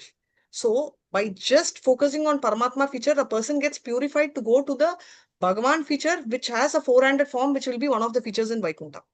But the Supreme Personality of Godhead realization is very difficult to understand the two-handed form of Krishna and to go there. For example, if somebody is only focusing on the Vishnu feature, most of us worship only the Vishnu feature. Most of us worship some of these features only, right? Upper planetary systems, if you're talking about heaven, what is that, Brahmalok, some of them specifically focus on a specific four-handed feature, like the Yagna Purusha, all of them are four-handed. They get elevated and they go to this. Just by praying the Paramatma alone, one does not go here. By praying Paramatma, they get purification, qualification to pray the Bhagavan, which could be a four-handed form, not necessarily the Krishna fourth form. They will have one of the deity they will get attached to, and they will go to that particular place of worship. In the Paravyomna, Paravyomna. one of the thank you, Vaikunta planet. Hare Krishna. Okay, Mataji. Hare Krishna. Hare Krishna. Thank you, Mataji. Thank you, Mataji. 9th verse. May I read, Mataji? Yeah, please go ahead. Hare Krishna. Yeah. Srimad Bhagavatam 2.2.9. Prasanna nalinayate kshanam. Prasannavakram nalitayate kshanam. Kadamba kinjalkapishangavasasam. Kadamba kinjalkapishangavasasam. Lasan maharatna hiranyamayangam. Lasan maharatna hirnamayangadam. Puran maharatna kirita kundalam. Puran maharatna kirita kundalam. Translation by Srila Prabhupada, Prabhupada ki jai. His mouth expresses his happiness. His eyes spread like the petals of a lotus, and his garments, yellowish like the saffron of a kadamba flower, are bedecked with valuable jewels. His ornaments are all made of gold, set with jewels, and he wears a glowing headdress and earrings. Hare Krishna. Thanks, Mataji. Nicely read. So, Usha Mataji, your parents will carry your picture and they will have it in their house, right? My parents are no more, unfortunately. Sorry, Mataji, but I meant like your family. So, Yes. let's say your daughter carries your picture, she'll keep it. Now, whether it is your picture in the drawing room or the picture which your daughter or son carries or your husband carries, keeps in their room, or your friends carry, are the pictures more or less similar, or are they very different? In one picture you're fair, one picture you're dark. Of course, these days with you have to keep up with the photoshopping, but barring that, are you looking more or less similar in most of the pictures? Yes, Mataji, yes. Right? So Yeah. the so except same for way, age yeah. grow. Yeah, aging, yes. But for that, rest of the things are going to be the same. You know, your eyes, your lip, your features won't change, right? Same way, if you see Krishna's description, as I said, whether it's Vishnu Puran, so whether it's Vishnu Puran or whether it is Srimad Bhagavatam told by Sukadev Goswami, right, to Parikshit. So here also the description is same, originally told by spoken various levels, right? In all cases, it's just the same. Brahma to Narada also description is same. When Narada tells to Vyasa also description is same. Vyasa tells to Sukha. So you'll tell, okay, all this is in same to book. So I will go to Vishnu Purana. So Vishnu Purana, what happens is Parasara Muni says to what's his name? Maitreya Muni, right? Maitreya is asking there as well. The description are same. Padma Purana also it is same. Which shows very clearly the consistency. Do you understand where I'm coming from? Yes, yes. Irrespective of wherever you read, there is no way the description changes. Same way, Pitambara dress. Maybe in English, we may translate it to mango color, yellow color, golden color. But ultimately, they are talking about the Pitambara because unfortunately, I don't know whether there's an equivalent Pitambara word in English. Garments are same. The Kadamba flower is same. And the beauty of Kadamba flower is, Krishna was looking very attractive. She's always attractive. But even when he was small, normally what we do things to make our children look more beautiful and try and keep a black dot, right? Now, where can Yashoda Mai keep black dot? Krishna is all over black now. So what she used to do is, the best way she thought is she will make him look very ugly by taking a lot of these forest flowers. The flowers which are not very nice, very dull looking, not the real beautiful flowers, and she used to decorate. Even the flowers started looking very beautiful. So that is why we say that for Krishna, you can decorate him in any form, because even Yashodamai did, hoping that he will start looking less beautiful, but unfortunately she failed, and so will we. So the Kadamba flowers, which is why they keep telling, highlight this, because they are, initially I used to think these are some very special flowers. They are actually, these are forest flowers, which are not very beautiful. Whatever mala he is wearing, right? It's a very average, you know, whatever you call it as a so-called forest flowers, right? So that is the thing. And he's decked up with jewelry. He's called Alangara Purusha, right? He likes all ornaments. And he's in that bluish color. We have not seen that bluish thing. The closest thing I can think is that close-up shining blue. Very wrong comparison, but I'm just trying to tell. So Krishna, you know, that shining blue, that kind of a crystally shining color is the body of Krishna. And the ornaments are made of gold and they are all sparkling, and he's wearing and everywhere you see, they will talk about his curly hair. Nowhere you will see Krishna has straightened the hair, permed his hair. It's permed only. It's not straightened, ironed his hair. Have you ever had these versions in Mataji? No, I read in that particular book and it said that Krishna had highly straightened, ironed hair. Is there anywhere saying that? No, Hare Mataji. Krishna Mataji. So it's always this very lovely. Hare Krishna Mataji. Ah, Mataji, I am sorry to interrupt you. Mataji, I have just received the information that I had a death in the family. I'm so sorry. So, Guna has message. messaged. Yeah, she messaged me. I attend the class, Mataji, while on the move. Oh, so sorry. Okay, Prabhu. Yeah, Please, I will attend condolences. class. I am in the class. I will attend it, but my camera will not be on and I will not be able to speak. And I will not be able to mark the attendance also. Prabhu, I'm placing the attendance right now. If you want to mark, you can, but I leave it to you. I can mark right now. Yeah, you can mark right now. I've just put that in the. Thanks, Mataji. Sure. And I will attend the class, Mataji, on the move. Sure, Prabhu. There may be some disturbances. No problem, Prabhu. You can mute yourself. Done. Hare Krishna. Thanks. Hare Krishna. Thank you. Hare Krishna. Sorry, devotees. So basically, they are talking about his mouth is expressing happiness. So Krishna is not like tight lip. All our pictures, I still remember my mom like, they'll press. My dad not so serious. But Krishna is, you know, the eyes are big. His tooth are also like pearl-like tooth. Why do they tell? Is because Krishna's tooth is very, you know, he has that cute smile, right? With little bit of teeth showing, and therefore they are so attractive. So that's the speciality of Krishna. So there are a lot of things which are special about Krishna. So one of that is this beauty of his tooth, which is also arranged in such a lovely manner. And the most important thing of anything compared to anything is that Krishna descriptions are uniform throughout, which very clearly tells there are no contradictions, no conflict, and Krishna is a person and he exists there. Otherwise, if it is creation or imaginary stuff, each of us will create their own thing. You ask your daughter to create something and draw, all children of 5 years will create their own stuff. It could be a doll, it could be a donkey or whatever. But when you talk about Krishna, ask anybody to draw, it will all land out to be the same. That is a point which we need to remember and understand. And let's go further into the further description of Krishna in verse 10. Usha Mataji, you want to read 10 also is fine because it's a very small verse. Yes, Mataji. Verse 10. Unindra hrit pankaja karnikalaye. Unindra hit pankaj karnikalaye. Yogeshwara sthapita pada pallavam. Yogeshwara sthapita pada pallavam. Shri Lakshanam Kaustubharatna Kandaram. Shri Lakshanam Kaustubharatna Kandaram. Amlana Lakshmya Vanamalayachitam. Amlana Lakshmya Vanamalayachitam. Translation and purport by Srila Prabhupada, Prabhupada Ki Jai.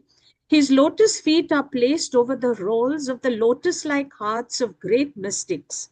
On his chest is the Kaustubha jewel engraved with a beautiful calf, and there are other jewels on his shoulders. His complete torso is garlanded with fresh flowers. Purport: the ornaments, flowers, clothing, and all the other decorations on the transcendental body of the personality of Godhead are identical with the body of the Lord. None of them are made of material ingredients. Otherwise, there would be no chance of their decorating the body of the Lord.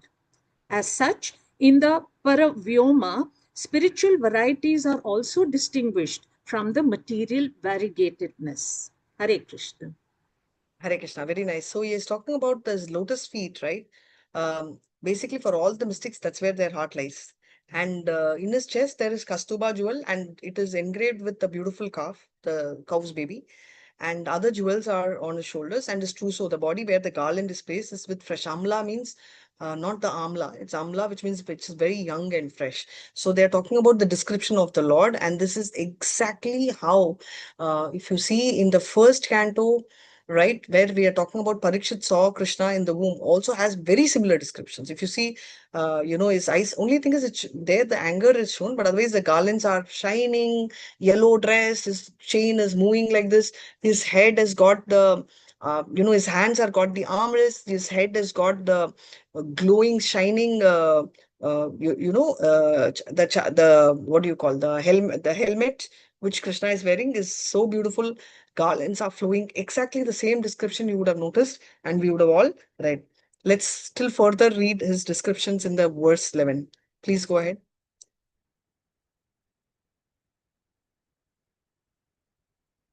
And one thing which I want to tell is, just like how material there are a lot of variedness, so is in the Paravyoma, which is a spiritual, there are a lot of varieties.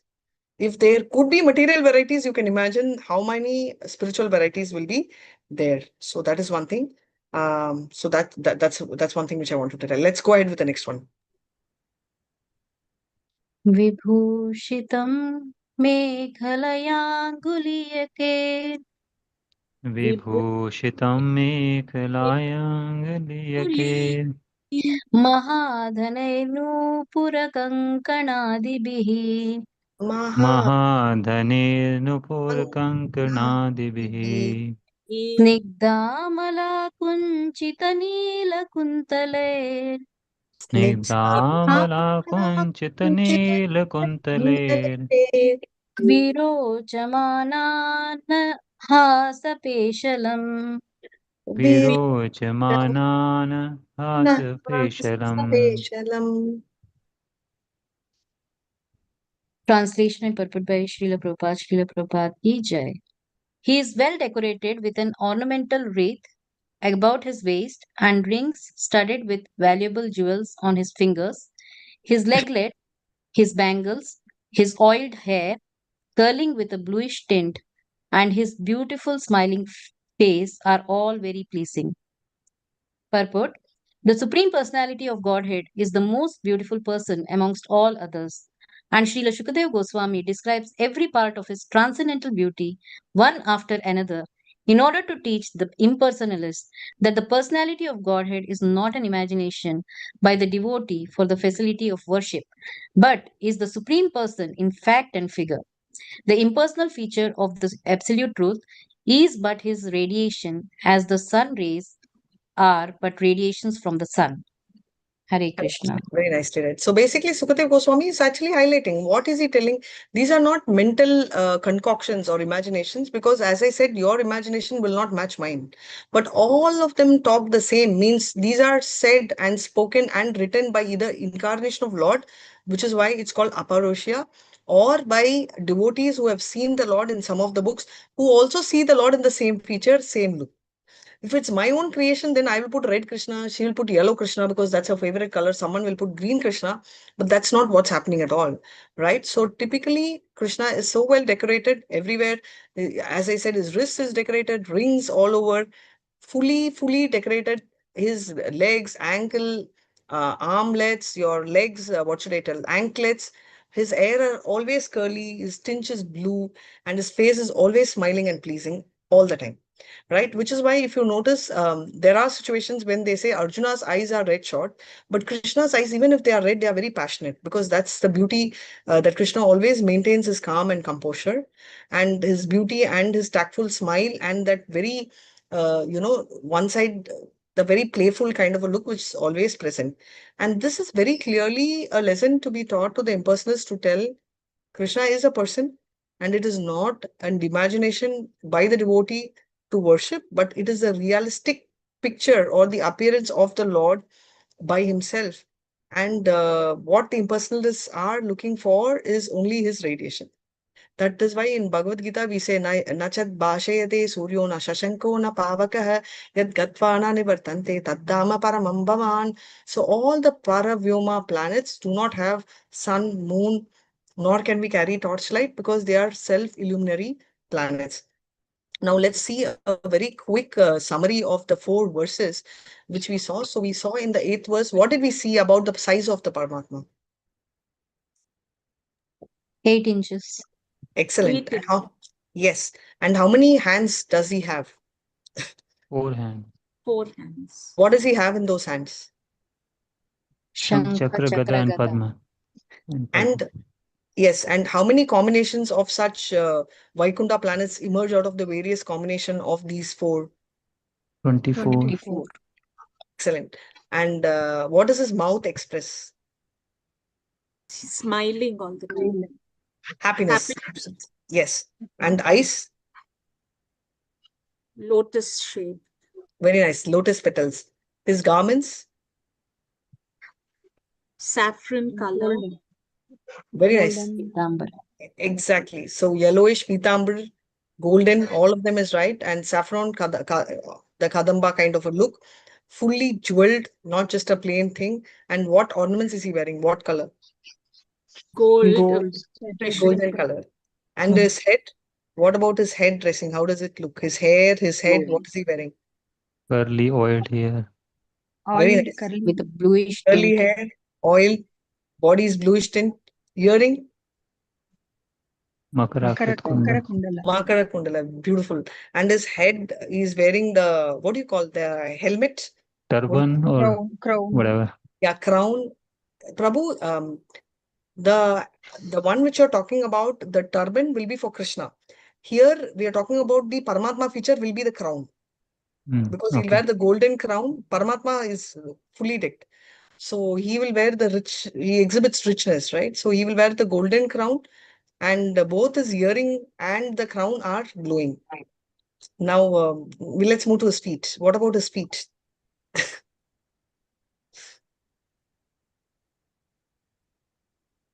The lotus.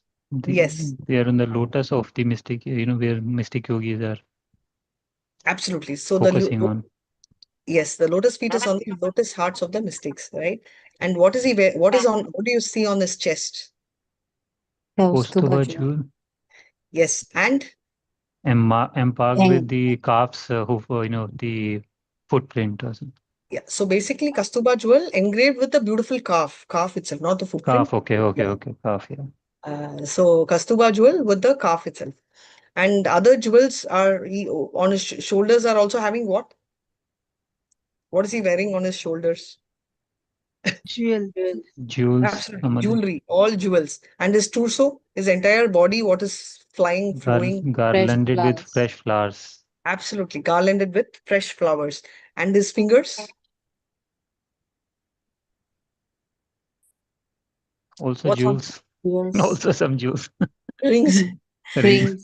Yeah, they studded, all these rings are studded with valuable jewels. Unlike people now, they wear these jewels for the first verse, which we said for demigod worship. You do this, you will become rich. You wear this blue color stone, you will become saving. You will wear a yellow color stone, you'll have a beautiful spouse. I don't know the color. I'm just randomly throwing some numbers. So unlike that, Krishna is genuinely wearing rings, which are very beautiful and studded. And his waist, he's wearing a very beautiful waist chain. He's wearing leglets, which are the anklets. Lot of bangles, right? And his face is always smiling, and overall he's very pleasing. These are the description, and this is exactly how an advanced yogi will meditate. And this is called the Dharanashraya state for advanced yogi. Is that clear?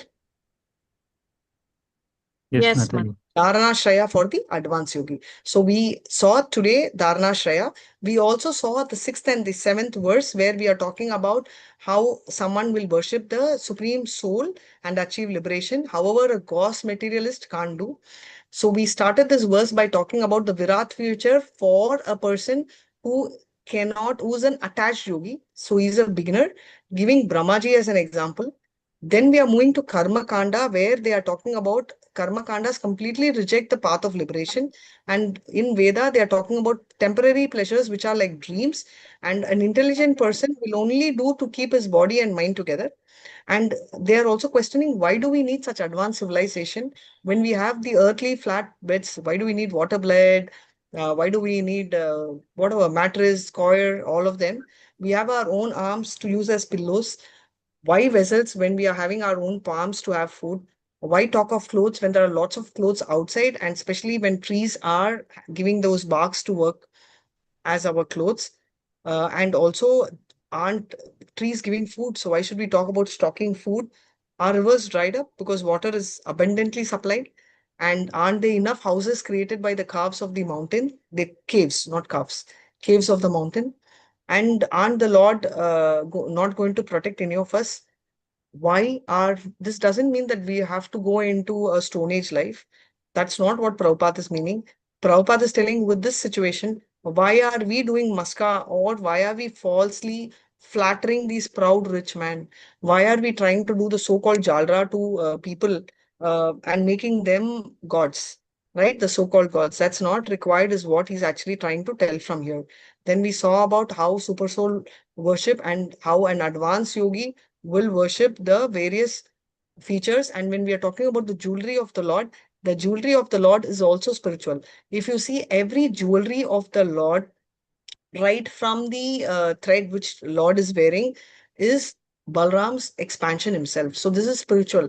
Otherwise, cannot be a material stuff on a spiritual body, right? There will be incompatibility, which is why when we do puja or when we see the deity, when we do the alankar, we always tell that we can even admire the beauty of all these, because they are also spiritual, and there is no difference between the body of Krishna, the body of Narayana, and the body basically of the jewelries which are there. So they are all same. Just like how the name Krishna and the form Krishna and the person Krishna is same, the jewelry of the Lord and the Lord are also equally spiritual. Yeah. So let's try reading 12 to 14. What we are talking about, the Paramatma meditation for an unattached yogi and Viratrupa meditation we saw. So let's see what is there in store in the 12th verse. Hare Krishna. Shall I, Mother? Shall I, Mataji? Yeah, please go ahead. Please go ahead. Verse 12. Adin Adin Leela Hasite Kshanolasa Bhanga Samasuchita Bhuri Anugraham Bhruvang Samsuchita Bhuri Anugraham Iksheta Chintamayam Enamishwaram Iksheta Chintamayamenamishwaram Yavan Manodharana Yavat Tishtate Yavan Manodharanaya Vatishtate. Translation. The Lord's magnanimous pastimes and the glowing glancing of his smiling face are all indications of his extensive benedictions. One must therefore concentrate on this transcendental form of the Lord as long as the mind can be fixed on him by meditation. Purport. In Bhagavad Gita 12.5, it is said that the impersonalist undergoes a series of difficult programs on account of his impersonal meditation, but the devotee, due to the Lord's personal service, progresses very easily. Impersonal meditation is therefore a source of suffering for the impersonalists. Here, the devotee has an advantage over the impersonalist philosopher. The impersonalist is doubtful about the personal future of the Lord, and therefore he always tries to meditate upon something which is not objective. For this reason, there is an authentic statement in the Bhagavatam regarding the positive concentration of the mind on the factual form of the Lord. The process of meditation recommended herein in Bhakti Yoga, or the process of devotional service, after one is liberated from the material conditions. Jnana Yoga is the process of liberation from the material conditions. After one is liberated from the conditions of material existence, that is when one is nivritta, as previously stated herein, or when one is freed from all material necessities, one becomes qualified to discharge the process of Bhakti Yoga. Therefore, Bhakti Yoga includes Jnana Yoga, or in other words, the process of pure devotional service simultaneously serves the purpose of Jnana Yoga. Liberation from material conditions is automatically achieved by the gradual development of pure devotional service. These effects of Bhakti Yoga are called Anartha Nivritti. Things which are artificially acquired gradually disappear along with the progress of Bhakti Yoga. Meditation on the lotus feet of personality of Godhead, the first processional step, must show its effect by Anartha Nivritti. The grossest type of Anartha, which binds the conditioned soul in material existence, is sex desire, and this sex desire gradually develops in the union of the male and female. When the male and female are united, the sex desire is further aggravated by the accumulation of buildings, children, friends, relatives, and wealth. When all these are acquired, the conditioned soul becomes overwhelmed by such entanglements, and the false sense of egoism or the sense of myself and mine becomes prominent, and the sex desire expands to various political, social, altruistic, philanthropic, and many other unwanted engagements resembling the form of the sea wave. Foam. Sorry? Not form, foam. Yes, foam. Many other unwanted engagements resembling the foam of the sea waves, which becomes very prominent at one time and at the next moment vanishes as quickly as a cloud in the sky. The conditioned soul is encircled by such products as well as products of sex desire, and therefore Bhakti Yoga leads to gradual evaporation of the sex desire, which is summarized in three headings, namely profit, adoration, and distinction. All conditioned souls are mad after these different forms of sex desire, and one shall see for himself how much he has been freed from such material hankerings based primarily on the sex desire. As a person feels his hunger satisfied after eating each morsel of foodstuff, he must similarly be able to see the degree to which he has been freed from sex desire. The sex desire is diminished along with its various forms by the process of Bhakti Yoga, because Bhakti Yoga automatically, by the grace of the Lord, effectively results in knowledge and renunciation, even if the devotee is not materially very well educated. Knowledge means knowing things as they are, and if by deliberation it is found that there are things which are at all unnecessary, naturally the person who has acquired knowledge leaves aside such unwanted things. When the conditioned soul finds by culture of knowledge that material necessities are unwanted things, he becomes detached from such unwanted things. This stage of knowledge is called vairagya, or detachment from unwanted things. We have previously discussed that the transcendentalist is required to be self-sufficient and should not beg from the rich blind persons to fulfill the bare necessities of life. Sukadeva Goswami has suggested some alternatives for the bare necessities of life, namely the problem of eating, sleeping, and shelter. But he has not suggested any alternative for sex satisfaction. One who has the sex desire still with him should not at all try to accept the renounced order of life. For one who has not attained to this stage, there is no question of a renounced order of life. So, by the gradual process of devotional service under the guidance of a proper spiritual master and following the principles of Bhagavatam, one must be able at least to control the gross sex desire before one accepts the denounced order of life factually. So, purification means getting free gradually from sex desire, and this is attained by meditation on the person of the Lord as described herein.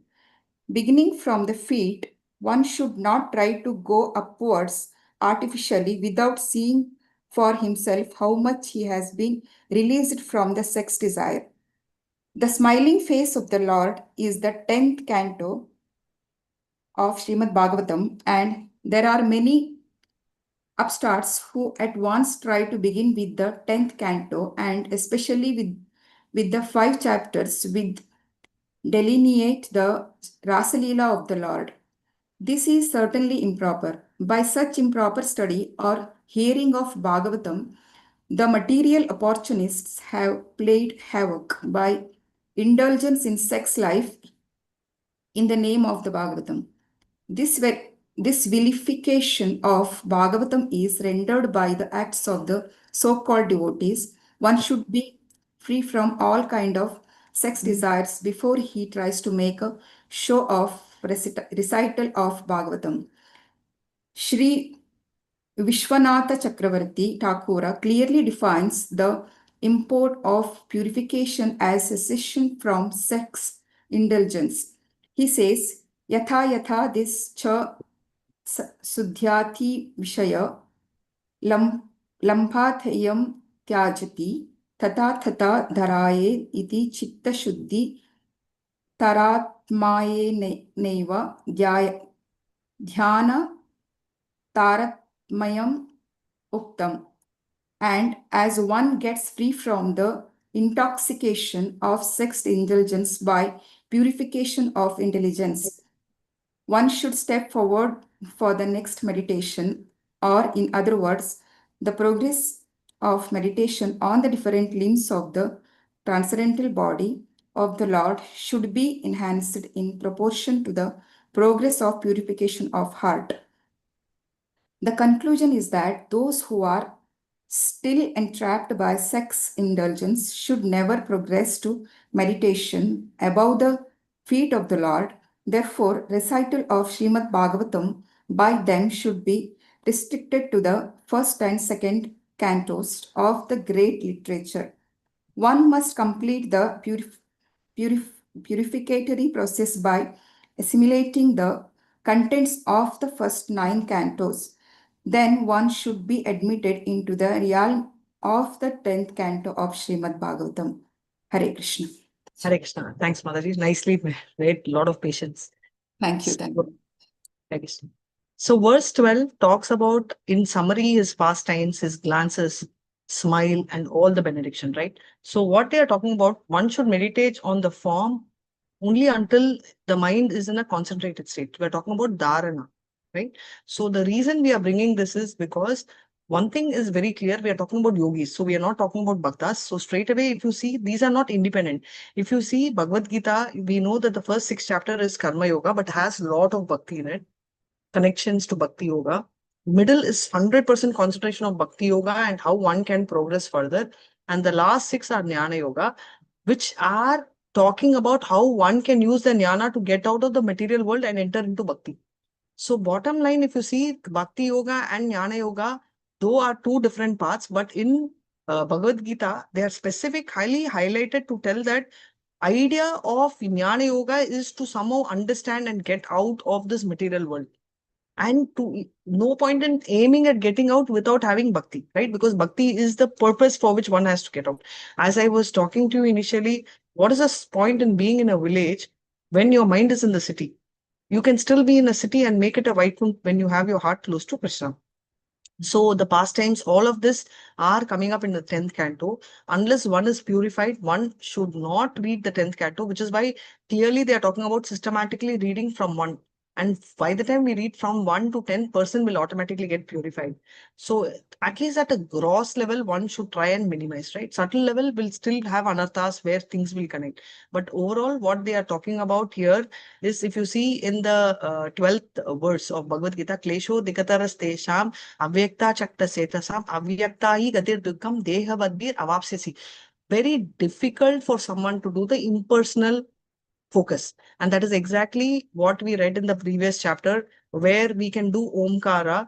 But Omkara also means, oh my Lord. That is also spiritualization, but it is a mechanical means. And to mechanically try and control the mind is extremely difficult.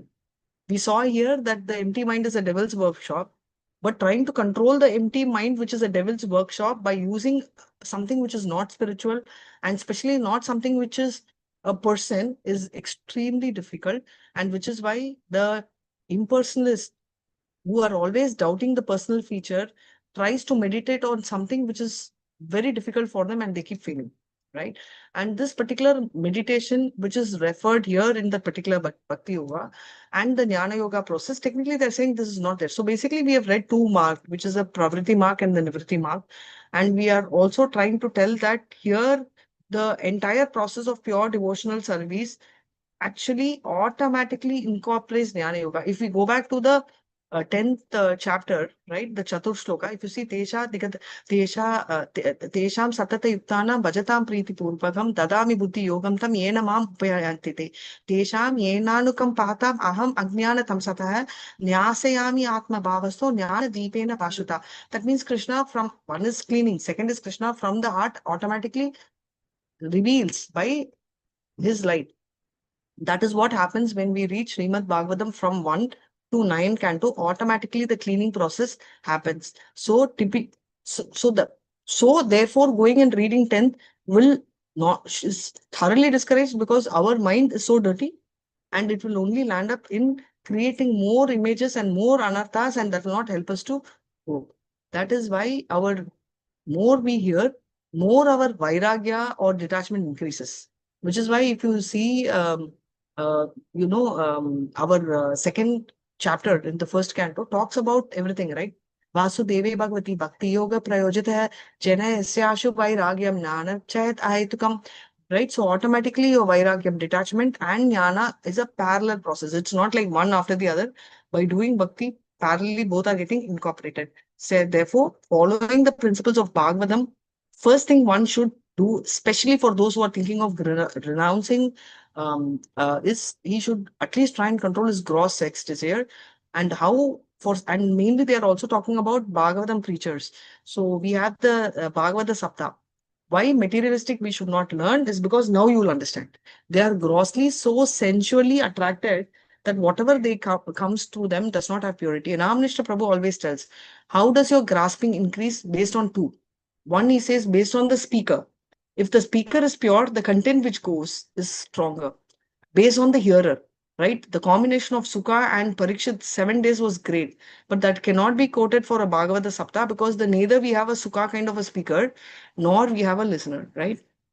As great as Parikshit. So that is a challenge, which is why Sukadev Goswami, if you see, he, and also to answer Reena Mataji's question, what attracted Sukha, right? If you see, the quality of the Lord attracted him. Aho bakiyam stanakala kutam jigvam sayapadya data sadvi labegatam ta shiuchitan katonyam kamba dayalum sharanam rajema.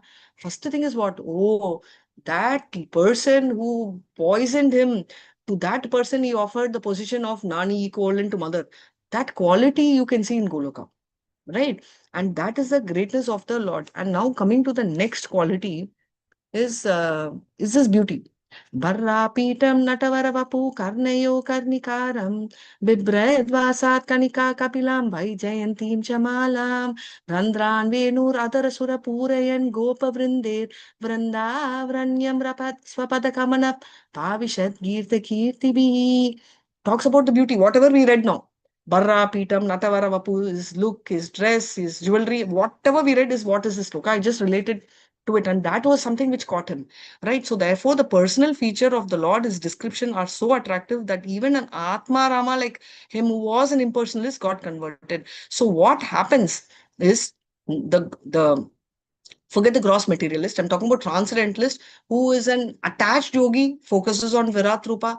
The unattached yogi, who's already come to a next level, will focus on Paramatma, not to go into Paramatma, but to get elevated, like how we saw Sukadev getting elevated and goes to the Bhagavan feature. That will be the thing, right? So that is why they say, Manushyam nam sahasreshu kaschit yatati siddhaya yatatam api siddhanam kaschit mameti tatvatah. The truth will be, out of thousands, one will know the truth. It's like the funnel, how we will land up. So that funnel is exactly what will happen by reading. So this is what we saw, and till now it is the descriptions which are broadly covered. Now Paramatma meditation in the unattached yogi. Next we will talk about yogi, how he will maintain the in dharana is what we are seeing. How he will do dhyana by meditating on the individual limbs is what he will see next. I think I will pause here, because is that so far clear? Any doubts? Hello, Mataji, question. Yes, please go ahead. Yeah, Mataji, the question is, I think the book Krishna, the Supreme Personality of Godhead, I think is a summarized version which Prabhupada has written, right? Based on 10th canto of Bhagavatam. Ah. So should we really Krishna book, or should we not really read the Krishna book? Krishna book you can read, Prabhu. There's a difference between Krishna book, because Krishna book is given the same thing in a milder form. So you can do that. But if you read Srimad Bhagavatam, Krishna book is like a summary for even a child. Even a child can read. But if you see, if you have done Srimad Bhagavatam 10th canto, Prabhu, have you done the 10th canto in Srimad Bhagavatam? I have just completed second time Bhagavatam reading, Mataji, with family. Okay. So since you've already completed, my request to you is, when you have time, since you already completed, I'm not telling this to all of them who have not read.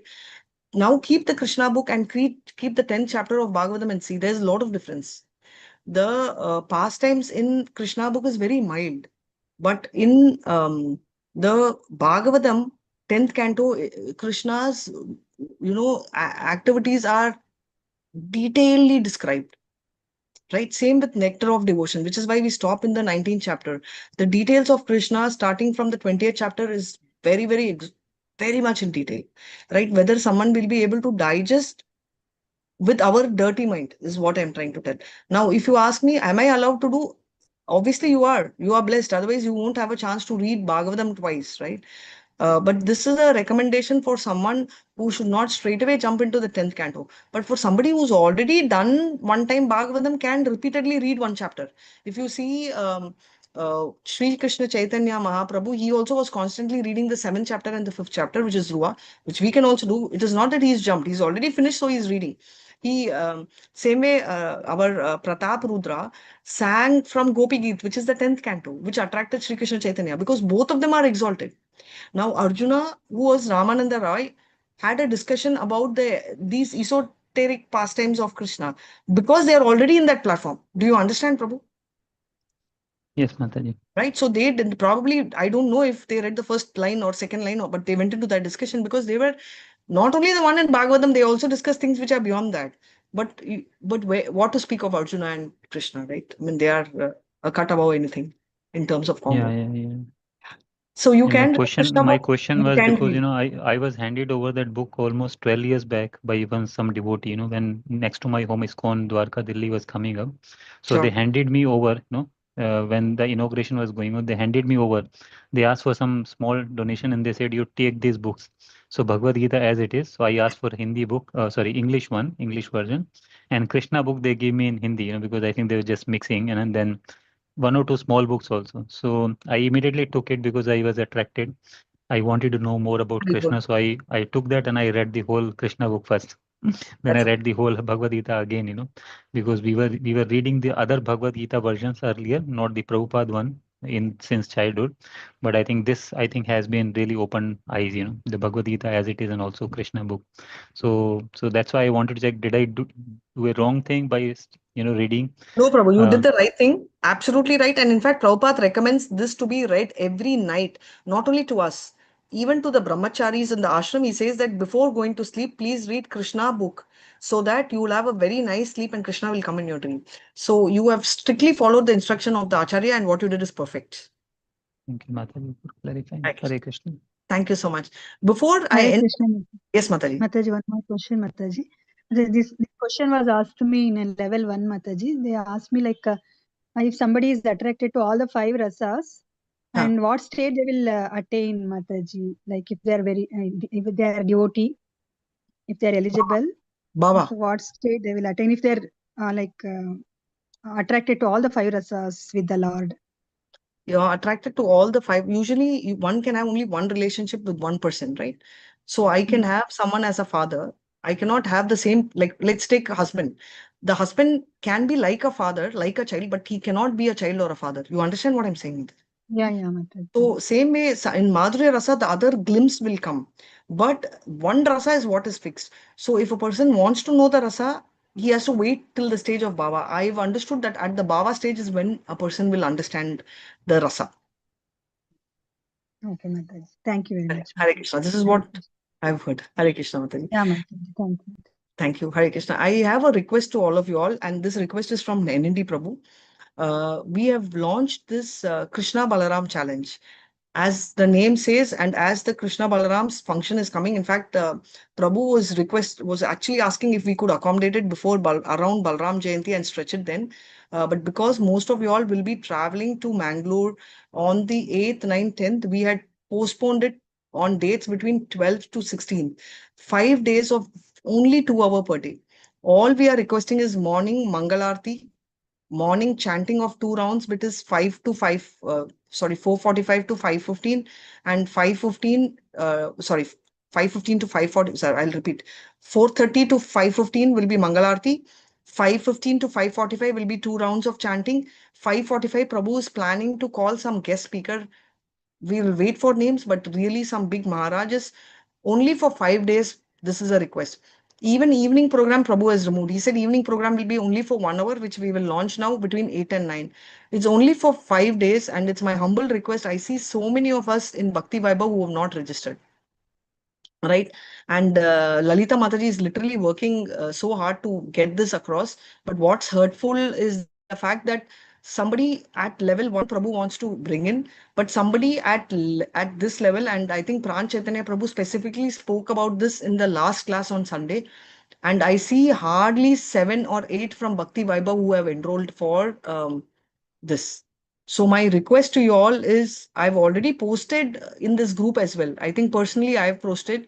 My request to you all is please register, because it is the regular thing which we are doing. And in Bhakti Vaibhav, we all have to have, we will be doing a 16-round chanting. We will have to attend Mangal Arti. Most of us are already initiated. So I'm not sure if there is some clarity in communication which we have done. Or is there a challenge? If we can really try and sort, if you can share it with us. But my sincere request is, please, for everybody's sake, please get into the challenge. And the challenge is so simple, and you should not be even thinking twice. Can I assume that by end of day or immediately after the session, you will all do the challenge? Lalita Mataji, are you here? Yes, I'm here. Mataji, you're the co-host. Would you like to post the link in this chat box here? Again, okay, yeah, I don't mind. Thank you so much. So if you all can just, I will wait for a couple of minutes. I'll probably end the meeting. I mean, not end the meeting. I will stop the live. Hare Krishna. Vancha kalpatarubhyascha kripa sindhubhya evacha patitanam pavanebhyo vaishnavebhyo namo namah ananta koti vaishnavi jai Srila Prabhupada ki jai Namacharya Haridas Thakur ki jai. Hare Krishna, Krishna Krishna Hare Hare, Hare Ram, Ram Ram Hare Hare. Thank you so much, Usha Mataji, for sharing the screen, and thanks for all of you all. I think really enjoyed the session. Yes. Directly about Krishna. Thank you, Mataji. Thank you. My request to you is, I'm